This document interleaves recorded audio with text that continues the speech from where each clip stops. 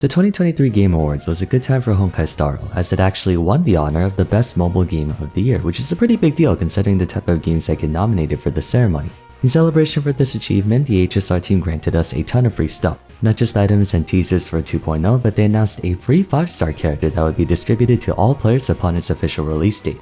And in a very coincidentally hilarious fashion, almost like they were making fun of all the other nominated games that failed to win the title, said 5-star unit in question happens to be Dr. L plus Ratio himself, an imaginary hunt character, so we're getting another damage dealer this time from the imaginary element. Seems like the element is getting a fair bit of attention through event banners, considering we had Luocha Yukong and Lunai Dan Hung. I mean, it's only fair, imaginary had the smallest roster of only one character back in version 1. In any case, there's been a lot of discussion over the viability of Ratio. In light of past experiences with free 5-star characters and Mihoyo, players were understandably skeptical about whether or not he would actually be good after how disappointing Aloy was for Genshin Impact. But at the same time, Star Rail has proven to one-up Genshin in several ways, so let's find out if Ratio, despite being free, is still a powerful unit, and if he is, how does he affect the current roster? Similarly to our edition, Hunt is in kind of a weird spot. Apart from Seela, the other Hunt units are situational, mediocre, or both. Topaz is about the closest in terms of being good, but that's mostly as a result of being a hunt unit in name, not really function, and even then, she's the definition of situational, making the class basically just Seela, not that she's a bad character by any means. The current predicament with Hunt at the moment is that there are only so many ways you can design single target damage, and Seela pretty much occupies the central way to do it, sweeping.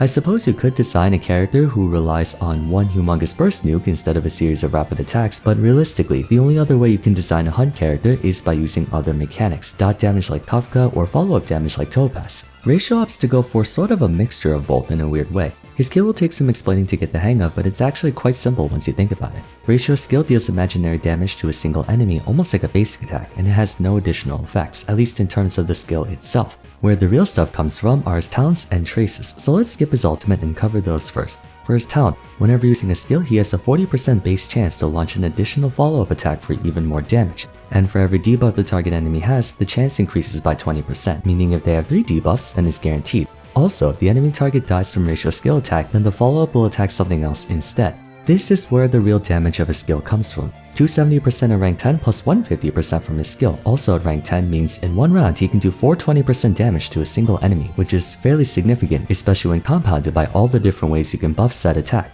If you pull for Topaz, which I didn't, so I'm low-key salty, you're gonna love Ratio. 50% increase to follow-up attacks jacks up his 270 to 405, and then he has his own damage augments through his traces. Against targets with 3 or more debuffs, deduction makes Ratio do 10% bonus damage for each one they have, up to an increase of 50. So basically, he does 30 to 50% bonus damage since you need to have at least 3 debuffs for this to even work. In other words, Ratio can give himself 1.5 times bonus damage as well. Speaking of debuff stacking, Summation, his other trace, gives him 2.5% bonus crit rate and 5% bonus crit damage for every debuff too, up to 6 stacks for 15% crit rate and 30% crit damage. Very nice. Finally, Inference, his last trace, applies a debuff that reduces effect resistance by 10% for 2 turns, allowing him to apply a debuff of his own, in addition to the debuff provided by the imaginary element of course. So the idea with Ratio is to stack debuffs on the target as much as possible, then continuously attack them, sort of like how for Kafka you want to stack dot damage. He's very loyal to what a hunt character should be, high damage against a single target, since the only condition to maximize his damage is how many debuffs are on the target, which,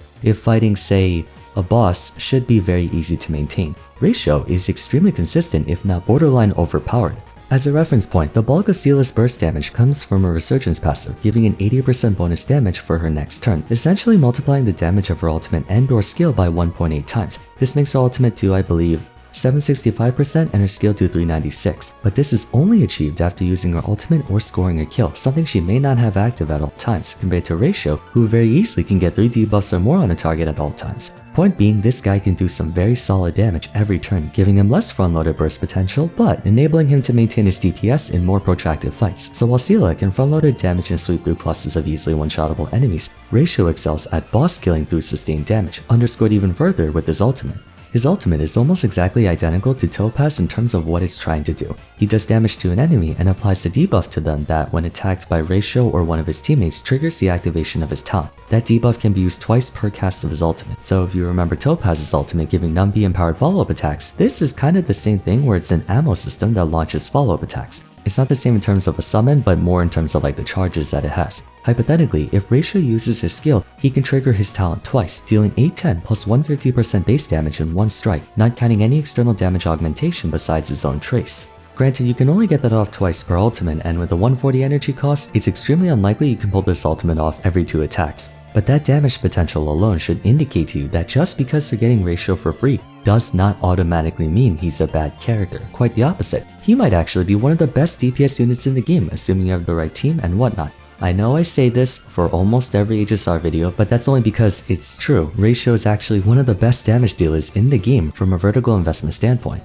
Ratio's own kit supplies you with 3 debuffs, one from his Inference Trace, one from his ultimate, and one from his technique, which reduces enemy speed by 15% for 2 turns when walking near them, although this kind of prevents you from using Jingliu or Wells technique since you can only have one dimension active at a time anyway. If you count the Imprisonment Weakness Break, that means you'll have to acquire 2 more debuffs from elsewhere, ideally debuffs that can be applied on a constant basis. There are literally dozens of debuffs from a wide range of characters, which means that while Ratio's damage is conditional, that condition is so freaking easy to meet. Think about it. You can apply debuffs from Sim Universe blessings, debuffs from overworld techniques like Argenti's Days, Ho-Ho's Terrify, Himiko's Combustion. You can apply debuffs from dot effects like the stuff you find on Kafka, Sampo, Serval, any status effects like Freeze, stuff like that. Or just, Silver Wolf, like literally Silver Wolf. She can apply 5 different debuffs on a target all by herself. You have so many different ways to apply debuffs to an enemy that you're almost guaranteed to max out Ratio's damage, even without trying. In fact, I'd be surprised if you can't find a team that can pull this off. Having said that though, the idea is to find debuffs that can last a long time since they all have different durations, and many debuffs last only 1 turn, which aren't the most reliable.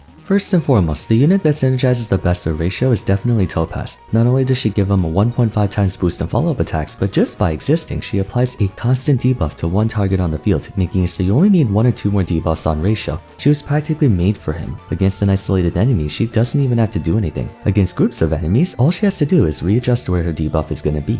That leaves the second support up to this situation. The other 3 supports I can see being useful on Ratio are Bronya, Renmei, and Silver Wolf. Since Ratio's follow-up talent can strike a different target if you one-shots the first, he technically has the capacity to sweep.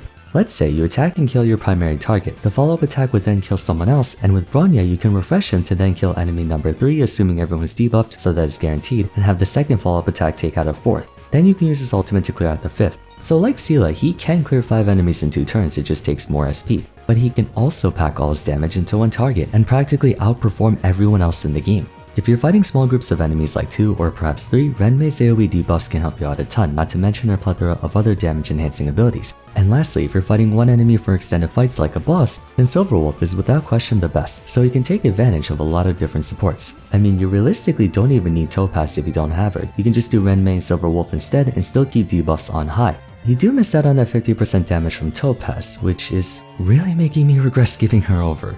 Jingliu, Lunai, Danheng, and Seela are presently the 3 best damage dealers against a single enemy, but the first 2 are only good by virtue of there just not being that many other single target killers of the same power ceiling. Ideally, they're at their best in damage in groups of 3 in light of their blast attacks. This means a fully optimized Ratio could be the best character for single target damage, and he's free. This is what has me feeling so good about the guy. Even if you was, say, Jingyuan's level, people would still be really happy to have him, but the fact that he's on the same level as Danheng and Jingliu is absurd. And he's not even hard to use. His follow-up attack is self-activated compared to Topaz and Jingyuan's, which can't be advanced, so you can even use Bronya on him effectively. They designed his moveset to tap into the unique playstyle of follow-up attacks, while at the same time keeping him functionally agnostic, which is a very good move by their part since he's free. It would be pretty disillusioning to give out a free character that can only be paired up with specific characters not everyone has. I still think Ratio's more of an endgame type character where he's usable at base but really ramps up once you start getting supports and stuff on him, but that being said, it's nice to know that people don't have to go too far out of their way to get going with him. Anyone with a half-decent lineup of supports can start putting in work rather soon. Now given that he's a free unit, that brings Eidolons and light cones into question. If he's a free character, is it worth going after his E1 for people who were planning on going for him before they found out he was free? The answer is not really. E1 gives you 4 more stacks of his summation trace, or 10% more crit and 20% more crit damage. Those aren't really game-changing numbers if you think about it. It's not like Fuxuan, who gives 30% crit damage to her entire party, or Renmei, who gives 20% defense penetration. You're not going to break records with 20 more % crit damage, you'll be fine. Same goes for E2. E2 can give you up to 80% bonus attack to his talent, bringing it from 270 to 350. Not bad, but not worth pulling 2 extra copies of him. What you should do, instead, for those who saved up for him, is get his weapon, Baptism of Pure Thought. This is just as broken for Ratio as Renmei's signature Lycone is for her. 20% bonus crit damage, effectively giving you Ratio's E1 through his weapon. Then you get 24% more crit damage at 3 debuffs, and then you get 36% total damage and 24% defense penetration when you use your ultimate. This Lycone gives you almost 3 or 4 Eidolons worth of power for the price of 1. Definitely go for his weapon instead. At this point, Lycones are starting to have the strength of an entire character. 44% crit damage, 36% total damage, 24% defense penetration. That is more than some 4-star units can contribute. I mean, they better be, considering how 5-star Lycones cost the same as a 5-star character. Genshin weapons need to take notes. In any case, Ratio is a broken boss killer, but with an asterisk. He's explicitly a vertical investment unit, meaning he might start out weak or average at first, but you can rest assured the payoff is definitely worth it. I'm kind of glad they made him broken since both Erudition and Hunt paths are getting overshadowed by Destruction pretty convincingly. But with the release of Argenti being the AoE specialist and now Ratio being the single target specialist, there's a definitive reason for you to go Hunt or Erudition while keeping Destruction as the go-to for general combat, which is how it should be. Pleasantly surprised to Mihoyo's generosity in giving us a really strong free character after the fiasco with Aloy in Genshin. Also, I love the slight unintentional jab they're making with him being the free character out of all of them, like he's giving L plus Ratio to all the games that HSR beat out in the Game Awards. I'm sure that's not what they were intending, but that's my headcanon. Anyways, let me know your thoughts on Dr. Ratio in the comments down below, and if you enjoyed the video, it would be great if you could leave a like and subscribe. Don't forget to follow me on Twitter at Vars, join my Discord server, and check out my other Honkai Star Rail character discussions if you haven't yet. But till next time, thanks so much for watching, and I look forward to seeing you again soon. Take care.